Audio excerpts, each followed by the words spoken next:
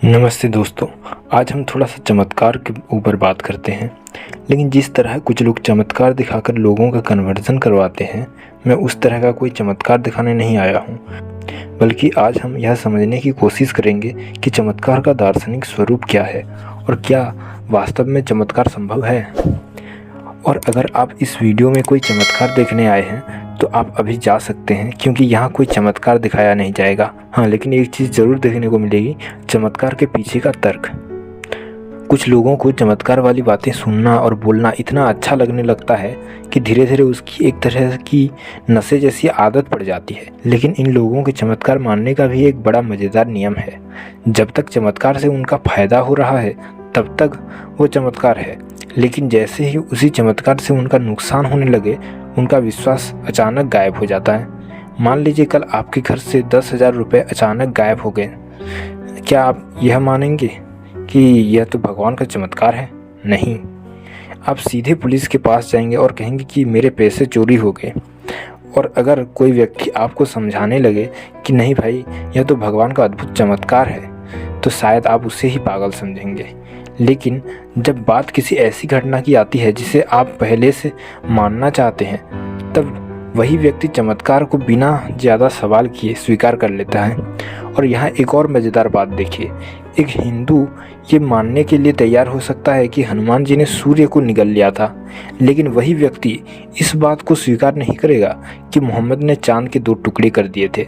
और दूसरी तरफ एक मुस्लिम व्यक्ति हनुमान जी द्वारा सूर्य को निगलने की बात को स्वीकार नहीं करेगा, लेकिन वही नबी द्वारा चांद के 2 टुकड़े किए जाने की बात पर पूरा विश्वास करेगा। अब सवाल ये है कि अगर चमत्कार वास्तव में चमत्कार है, तो उसका विश्वास हमारे धर्म और हमारी पसंद के हिसाब से क्यों बदल जाता है? यहीं से हमें सीधे मूल सवाल पर आना चाहिए, आखिर चमत्कार कहते किसे हैं? साधारण शब्दों में कहें तो कोई ऐसी घटना या कार्य जो सामान्य सृष्टि क्रम और कारण कार्य के नियम के अनुसार संभव न हो, उसे चमत्कार कहा जाता है। जैसे मान लीजिए हवा में अचानक एक पेड़ उगाए और उसी पेड़ पर फल लग जाएं। सामान्य रूप से फल लगने के लिए पेड़ चाहिए, पेड़ के लिए बीज चाहिए, बीज के लिए कुछ पूर्व कारण चाहिए। लेकिन अगर बिना किसी कारण के अचानक हवा में ही फल पैदा हो जाए तो हम कहेंगे यह तो चमत्कार है। और ऐसे चमत्कार संभव हैं, ऐसा मानने वाले लोग मंद बुद्धि के होते हैं, मूर्ख हो। अब यहाँ एक और बड़ा सवाल खड़ा होता है कि ठीक है, हम चमत्कार नहीं कर सकते हैं, लेकिन क्या ईश्वर चमत्कार कर सकता है? अगर चमत्कार वास्तव में संभव है और ईश्वर चमत्कार कर सकता है, तो इसका सीधा मतलब है कि चमत्कार सच में संभव है। लेकिन अगर चमत्कार संभव है तो फिर केवल ईश्वर ही चमत्कार क्यों कर सकता है, कोई और क्यों नहीं कर सकता? और अगर चमत्कार वास्तव में संभव है तो हम ईश्वर को माने ही क्यों? हमें ईश्वर की ज़रूरत ही क्या है?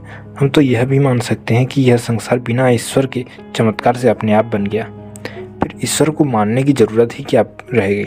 हम ईश्वर को इसलिए मानते हैं क्योंकि हम कारण कार्य सिद्धांत को मानते हैं। सृष्टि एक कार्य है तो उसका भी कोई कारण होगा, और ईश्वर इस सृष्टि का निमित्त कारण है। हम मानते हैं कि कार्य बिना कारण के नहीं हो सकता, इसीलिए चमत्कार को मानना जिसमें कार्य बिना उचित कारण के हो जाए, मेरे विचार से मूर्खता हो गई। और ईश्वर ने जिस सृष्टि को बनाया है, उसके जो नियम बनाए हैं, उनके विपरीत वह स्वयं भी कोई कार्य नहीं करेगा। यह बात अटल है, क्योंकि अगर ईश्वर स्वयं ही अपने बनाए हुए नियमों को तोड़ने लगे तो फिर सृष्टि में नियमों का अर्थ ही क्या रह जाएगा? और अगर ईश्वर चमत्कार करेगा, यानी सृष्टि क्रम के विरुद्ध कार्य करेगा, तो इससे किसी का भला नहीं होगा, बल्कि इससे मनुष्य और ज़्यादा अज्ञानता और अंधविश्वास में जाएगा। लोग नियमों को समझने के बजाय हर असामान्य घटना को चमत्कार मानने लगेंगे। और जब मनुष्य हर घटना के पीछे कारण खोजने के बजाय उसे चमत्कार मानने लगेगा, तो उसकी बौद्धिक उन्नति रुक जाएगी। इसलिए ईश्वर कभी भी चमत्कार नहीं करेगा। वह हमेशा नियम पूर्वक सृष्टि का निर्माण करता है, नियम पूर्वक उसका प्रलय करता है, और जो भी करता है सृष्टि क्रम के अनुकूल ही करता है। और ये सारे नियम ही उसी ने बनाए हैं। अब यहाँ एक और महत्वपूर्ण बात समझने वाली है। कुछ चीज़ें ऐसी हैं जिन्हें ईश्वर भी चाह कर नहीं कर सकता, और यह ईश्वर की कमजोरी नहीं बल्कि उसकी महानता है। उदाहरण के लिए 2 और 2 का 5 होना। मान लीजिए एक कटोरे में 2 सेब हैं और उसमें 2 सेब और रख दिए गए, तो कुल कितने सेब होंगे? 4। चाहे मैं करूं, चाहे ईश्वर करे, चाहे कोई और करे, यह संख्या 5 नहीं हो सकती। अगर कोई यह कहे कि ईश्वर चाहे तो 2 और 2 को 5 कर सकता है, तो वह वास्तव में ईश्वर की महानता नहीं बता, बल्कि ईश्वर को अज्ञानी सिद्ध कर रहा है। क्योंकि इसका मतलब हुआ कि ईश्वर को यह भी नहीं पता कि 2 और 2 4 होते हैं। ऐसा मूर्खतापूर्ण काम केवल हम मनुष्य अपनी कल्पना में कर सकते हैं, ईश्वर कभी नहीं कर सकता, और यही ईश्वर की महानता है। अब आते हैं अपने त्रैधवाद के सिद्धांत पर। अगर आपने मेरे पिछले वीडियो नहीं देखे हैं तो आप उन्हें देख सकते हैं। उसमें मैंने विस्तार से बताया है कि बिना कारण के कोई भी चीज़ नहीं बन सकती।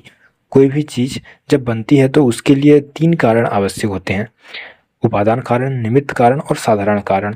जब कोई वस्तु अपने उपादान कारण में निमित्त कारण और साधारण कारण की सहायता से परिवर्तन करती है, अपने स्वरूप या संरचना को बदलती है, तब हम कहते हैं कि एक नई वस्तु बनी है। इसी को बनना कहते हैं, और इसके अलावा किसी चीज़ के बनने का कोई दूसरा तरीका नहीं है। अब कुछ लोग ऐसे हैं जो मानते हैं कि इस दुनिया में केवल ईश्वर ही है और उसी ने सृष्टि को बनाया है, उसके अलावा कुछ है ही नहीं। वे भी मूर्ख हैं। कुछ लोग ऐसे हैं जो मानते हैं कि केवल उपादान कारण ही है, कोई ईश्वर है ही नहीं। वे भी मूर्ख हैं। और कुछ ऐसे खच्चर बुद्धि के डिस्को साइंटिस्ट भी हैं जो यह मानते हैं कि नथिंग से यह संसार अपने आप बन गया, मतलब बिना किसी कारण के कार्य हो गया। और जो कारण कार्य सिद्धांत को नहीं मानता, वह चाहे कितना भी रट्टा मार पढ़ाई कर ले, कितना भी पैसा कमा ले, उसकी कभी उन्नति नहीं हो सकती। खच्चर खच्चर ही रहेगा।